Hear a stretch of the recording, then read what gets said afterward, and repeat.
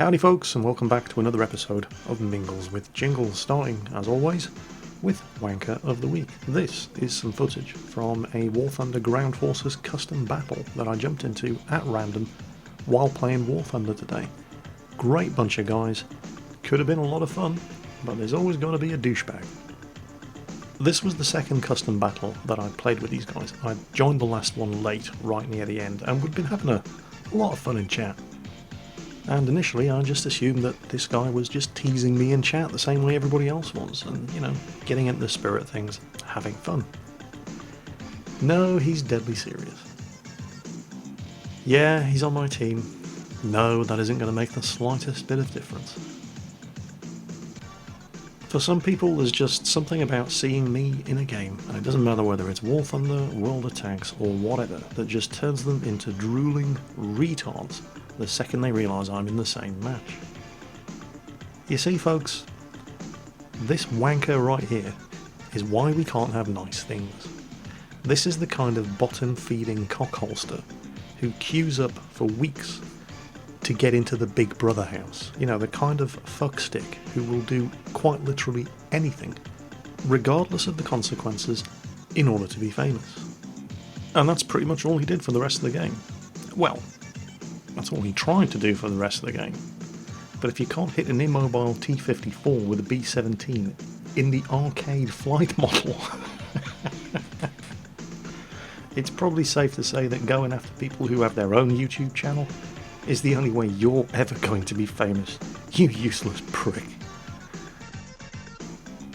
But amusing though it was, that sad and lonely little loser is not Wanker of the Week winner material. This week's prize is another group award. You may have already seen this game of World of Tanks. It first appeared, to my knowledge, on Silent Stalker's World of Tanks blog, For the Record. That's certainly where it first came to my attention, and it was just too good not to share. It definitely deserves to be brought to a wider audience. What you're seeing in this replay is a World of Tanks random battle that consists of only two, count them, two players. Everybody else is a bot.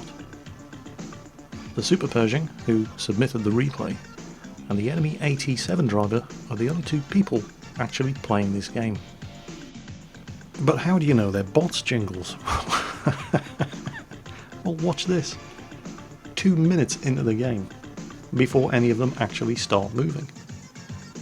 And they only start moving because they're programmed to follow the nearest player. And when your entire team consists of bots, except for one player, it can take a while before any of them actually start moving. And look at the pattern of their behaviour. Look at this. Those of you who play World of Tanks, you know, everybody likes to talk about how stupid the average World of Tanks player is. Watching this video really makes me wonder. I mean, this is obviously an extreme 1 in a million example, 28 bots in one match. But if it's possible to get 28 bots in one random battle, how likely is it, you know, if there are that many people using bots to play World of Tanks for them, how likely is it that you can get 10 bots in one match, or 15 bots in one match? And if that's possible, it would really go a long way towards explaining the kind of behaviour that you see, the kind of patterns that emerge when you're watching the way your team plays in a random battle in World of Tanks. Cast your mind back to those games that you've played on Corellia, where you're on a corner facing off against the enemy heavy tanks, and nobody on your team will go around the corner with you. Everybody just clusters behind you and waits for you to keep nosing out. And it's not until the first enemy tank is spotted around that corner when the rest of the guys behind you suddenly leap into action, rush forward, park on your arse, block your retreat, and start taking shots at the tanks that you have spotted. What you're seeing here is no different from the typical bad World of Tanks player behaviour that you see in countless random battles in World of Tanks. The only thing that makes this replay stand out is that there are so many of them, it's becoming obvious what they really are. And the most tragic thing about it all is that not all of these bots are terrible. Some of them have got 52% win rates. And the amount of damage that they're capable of doing in a game, just by following around the nearest player and then shooting at whatever they're shooting at, is really, really depressing. And the real tragedy is that, unsurprisingly, the top damage dealers on each team were bots, with rapid-firing, high-penetration guns, and lots of frontal armour. The players, the only two people in the entire match who weren't actually cheating, didn't even finish in the top 5. And they say cheaters never prosper. And that's why these arseholes are all this week's Wanker of the Week. Coming up next, something that I was originally going to upload as a bonus video at some point this week, but I realised, actually it's not bad Mingles with Jingles material. It's a short video about some of the more infamous bugs in War Thunder Ground Forces. I realise I've been singing the praises of War Thunder Ground Forces a lot lately, and I don't want everybody getting the impression that it's not without its problems, as this video is going to illustrate.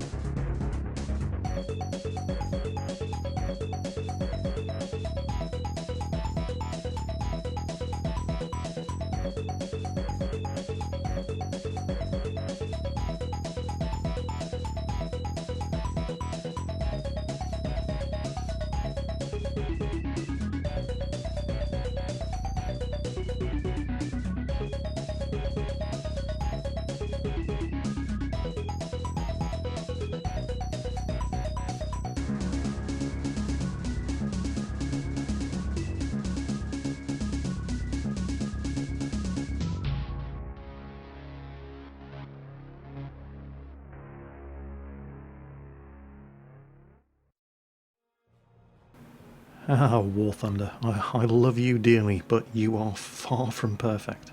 Music there, by the way, from the old Commodore Amiga and Atari ST classic, Space Crusade. Well anyway, good news for World of Tanks fans, or not, depending on your point of view of the kind of videos I put up on YouTube. My self-imposed exile from World of Tanks is over. I've had a good long break, I'm ready to get back stuck in. I'm going to be live streaming again, with circumflexes and Quickie Baby, if they'll have me back. Might not be live streaming every single week, however. I think that's a large part of the burnout that I was experiencing. And while I wasn't playing World of Tanks, and I wasn't actually playing that much War Thunder either, I was playing other things. And this is another first for Mingles with Jingles, some background footage that isn't War Thunder and isn't World of Tanks. This is one of the games that I've been playing, Star Trek Online. It's been around for a while. It went free to play a while ago because it basically failed miserably. The ground combat is terrible. It's really just sub-average. But the space combat is, it's really Star Trek.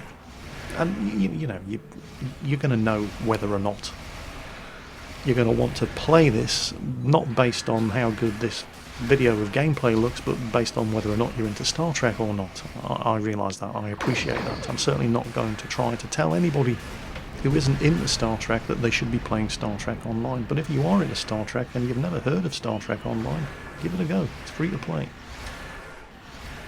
And now that I've completely given up on the Elder Scrolls Online, I've been having another stab at Star Wars The Old Republic. And while levelling up on Hoth is still the dull, boring, interminable and seemingly never-ending grind that it always has been, the game itself isn't terrible, and, at least it's not The Elder Scrolls Online. Major expansion coming out for Star Wars The Old Republic next month as well. I think they call it Galactic Strongholds. Basically, you're getting the ability to have your own house. Something that you could do in Star Wars Galaxies when the game launched, like 10 years ago. Just saying.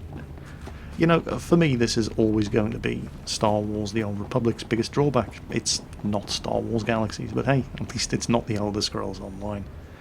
It's not bad. And as a subscriber, I get early access to Galactic Strongholds when it goes into, well, I suppose you'd call it beta test. Unless you're American, you'd call it beta test. Or, you're English, but you get your education from American TV, in which case you'd call it beta test as well. Oh, I'm such a bitch sometimes. Anyway, what's next? Elite, yes, Elite Dangerous. Premium beta test.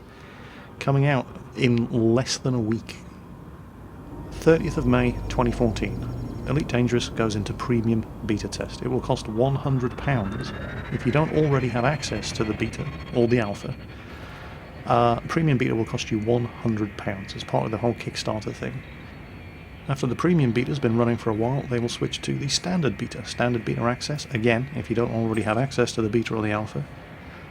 Standard beta access will cost you £50, and once that's been running for a while, they're going to open up what they're going to call the Gamma Test, and this is effectively early access to the game. The game itself, I think, is going to cost around about £30. It's a one-shot price, no subscription. You buy the game, and that's it. All you pay for after that are the expansions.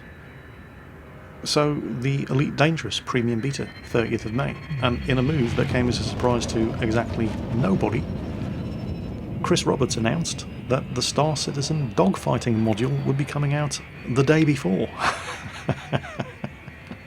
on the 29th of May. So that's the promise, but yeah, I don't know. Chris Roberts has promised us stuff in the past. They said we were originally going to be getting the dogfighting module, let's see, 5 months ago.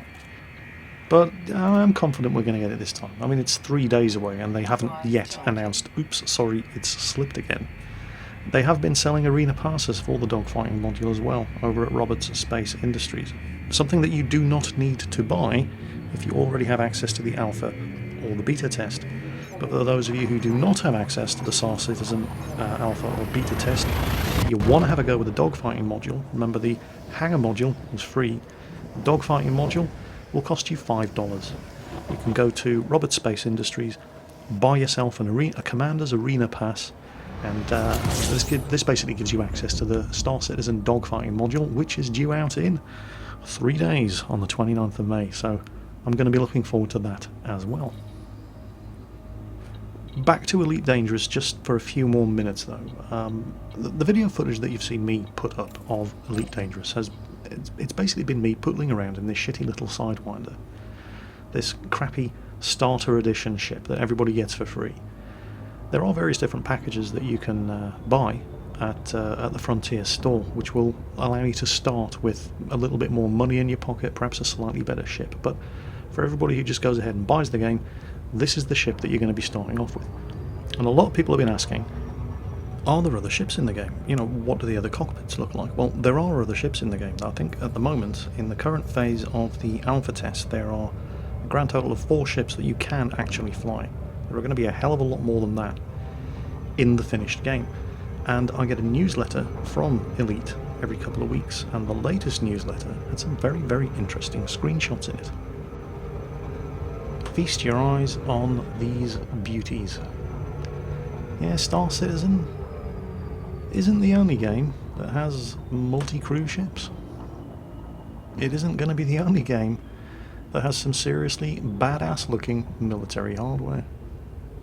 Now, I'm certainly not trying to put down Star Citizen here. I love Chris Roberts' games, and I'm sure Star Citizen is going to be a massive success. And I'm sure it's going to be a great game. But with the amount of backing, you know, the sheer amount of money that Star Citizen has available to it, it would be a disaster if it was anything other than fantastic. And that's why I'm very excited about Elite Dangerous, not just because I can actually play Elite Dangerous right now, but this thing has a fraction of the budget that Star Citizen has had thrown at it, and it looks and sounds glorious. So I'm just really, really happy that I live in a world where we're getting both of these games at more or less the same time. So what's been going on this week then? Well, this week I got a message from Ector. Now, if you play World of Tanks on the EU server, you probably know who Ector is. He works for Wargaming. Initially, he was a member of the Wargaming English language community team, and he's since been promoted, and now, must make sure I'm trying to get his title right, he's the Wargaming EU English Community Manager. So, you know, he's one of the big boys now. And those of you who have ever watched me live stream with Quickie Baby or Circumflexes will probably have seen Ector join us at some point. Those of you who have anything to do with the World of Tanks EU forums will have seen Ector in his job as a forum moderator there at some point. Well, he was in Sweden recently at an event, and he bumped into one of my subscribers and was asked to pass a message along. The funny thing is, Ector used to work for Blizzard Entertainment. He was a World of Warcraft games master. And the reason that's a coincidence is because the guy who asked Ector to say hello to me and pass the message along went by the nickname of Neltharion Shadowmoon, who, judging by the name, has probably played a few years of World of Warcraft in his spare time. So, Neltharion Shadowmoon from Sweden, who ran into Ector at an event a couple of weeks back. How are you doing? And thank you for saying hello. While we're on the subject of World of Tanks, I do like to keep these videos vaguely consistent. I recently took a look at the patch 9.1 test server and put a video up of it, and I think the patch 9.1 is a pretty good patch. Although, is it really a patch, or is it just a bug fix for what went wrong in patch 9.0 with the various different performance issues that people were having with the game client in patch 9.0? Well, yeah, it probably is. But one of the points that I made about 9.1 was that they're focusing on fixing stuff that went wrong, polishing stuff that's already in there, adding a new map. But what we're not seeing with the latest bunch of patches that we've had in World of Tanks, what we're not seeing is what we used to see several months back, when every patch that came out, and the patches were coming out very, very quickly, we're talking 2 or 3 months between patches, every patch had an entirely new line of vehicles, or an entirely new nation. So much so that I just couldn't keep up. I mean, I haven't even caught up with all of the British tanks that were introduced into World of Tanks months and months and months ago, let alone the Chinese, let alone the Japanese. You know, it's just... I personally am quite happy that they're slowing down the rate of the introduction of new vehicles. And the reason that they're doing that, certainly as far as I'm concerned, is because of the whole introduction of HD tank models. And if you think about it, from a logistical point of view, it does make perfect sense. What is the point of introducing, for example, a line of Chinese tank destroyers in SD if 3 months from now they're only going to have to replace them all with HD models? It just doesn't make sense to go to the effort of doing that if you already know that you're going to take the step to replace everything with HD models. And, that sounds like it makes perfect sense. But then if you examine the implications in slightly more detail, you'll see that Wargame they're kind of screwed if they do and screwed if they don't. They've already made the decision that they're going to go down the HD route, but let us not forget, World of Tanks is a downloadable product. I think the only place you can actually go into a shop and buy a copy of World of Tanks on DVD is in the former Soviet Eastern Bloc countries. Everywhere else, certainly in the EU, you have to download the game, and it's already a couple of gigabytes in size. And this has already been acknowledged as a source of concern for wargaming. Some of the game developers are actually on record as saying that they are getting slightly worried about the potential size that the game client could actually, bloat to. Some estimates have put it at 70 gigabytes for a download. This is, of course, assuming that all the tanks in the game get an HD model rework. Now, this obviously isn't going to happen overnight. There's a couple of hundred tanks in World of Tanks, and at the moment we've got maybe half a dozen of the tanks rendered and working in HD. And it's not just as simple as upgrading the textures and the number of polygons on the tanks. HD also brings with it proper working independent suspension. The various different bogey wheels and road wheels on the tank all operate independently. It's a lot more than just slapping a fresh coat of paint on the existing tank model. So there's a lot of work that needs to go into it. It's not something that's going to happen overnight, but it is something that's going to happen. And some of the more pessimistic estimates have calculated that the upper limit of the file size of World of Tanks as a downloadable client could clock in at as much as 70 gigabytes. So that's a big old download. And while I'm not terribly concerned about a 70 gigabyte client download, because I've got a 120 megabit broadband ISP, and in a couple of weeks it's going to be 150 megabits, but I am definitely the exception rather than the rule. The vast majority of people, that could be days of download. And don't forget, you're going to have to re-download a lot of that every time there's a patch. And we're looking at patching every 2 or 3 months. Now, there are, of course, ways and means of addressing this. The World of Tanks game launcher, they're talking about, I think coming as early as patch 9.2, making it an option as to whether or not you actually want all the HD tank models, HD textures, and so on and so on. So, that's a good step in the right direction. But it's not making life any easier for wargaming, because what that means is that they have to include all the standard definition tank models as well as the HD ones. Now, you might be sitting there hearing this news thinking, big deal, that's wargaming's problem, it's not mine. I don't have a fantastic internet connection, my computer isn't that good. I probably wouldn't be running the HD tank models anyway, because I struggle to get a decent frame rate even, with the current setup in World of Tanks. So, and a lot of people are going to be in that situation, particularly since World of Tanks still only runs on one processor core. Right, performance, rather than looking pretty, is the number one priority for a lot of people playing World of Tanks, and that's absolutely fine. But this is your problem as well, and I'll explain why.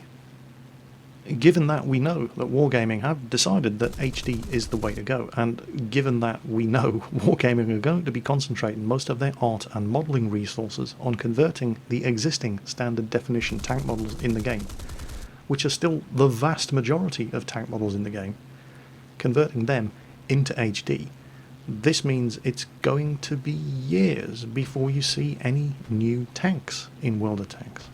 They just don't have the resources to start designing brand new nations, brand new lines of tanks. Those Chinese tank destroyers, for example, they just don't have the resources to start developing all of those in SD and then all of those in HD when they still have hundreds of tanks that are already in the game that are still in standard definition.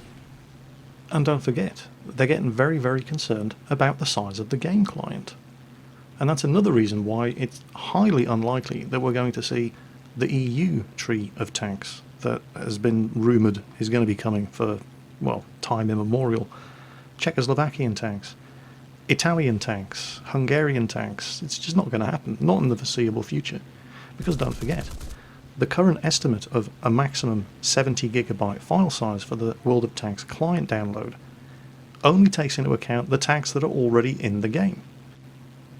So you really probably shouldn't hold your breath waiting for Japanese heavy tanks, Chinese tank destroyers, Hungarian tanks, Italian tanks, Swedish tanks, Czechoslovakian tanks, British, Commonwealth, Canadian, Australian and New Zealand tanks. You've probably got two hopes of seeing an S-tank, a Sentinel or a Charioteer in World of Tanks anytime soon. No Hope and Bob Hope. And Bob Hope's dead.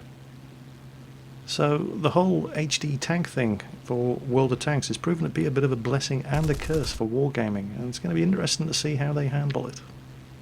What I suspect they'll probably do is go the way that Blizzard Entertainment went with the World of Warcraft game launcher, in that you download the essential files so you can start playing as soon as possible, but the launcher runs in the background and trickle downloads all of the non-essential stuff, so that over the course of perhaps several days playing, you eventually get everything that you need to make the client up to date. That's probably the sensible way to go. We shall have to see. Of course, that only helps with one of the problems, which is the size of the client download, and it doesn't have anything to do with the lack of resources available to develop new content for World of Tanks that isn't just a new map every patch, because the resources that they have to be thrown at rendering existing tanks, which are currently in standard definition, into high definition. And that, folks, is it for Mingles with Jingles this week. I think I've given you a slightly more diverse range of entertainment this week. A lot of stuff in there that isn't just World of Tanks or War Thunder. I've certainly enjoyed making this episode. Of course, next month I'm off to the Dayton Air Show in Ohio, the USA. And I will, of course, be taking the camera along with me. Not just the Dayton Air Show, I'll also be going to the US Army Air Force Museum at Wright-Patterson Air Force Base. I've got 3 days set aside just for the US Army Air Force Museum. Looking forward to bringing a fantastic video of that back. Until then, of course, as always, take care on that battlefield, watch your 6, and I'll catch you next time.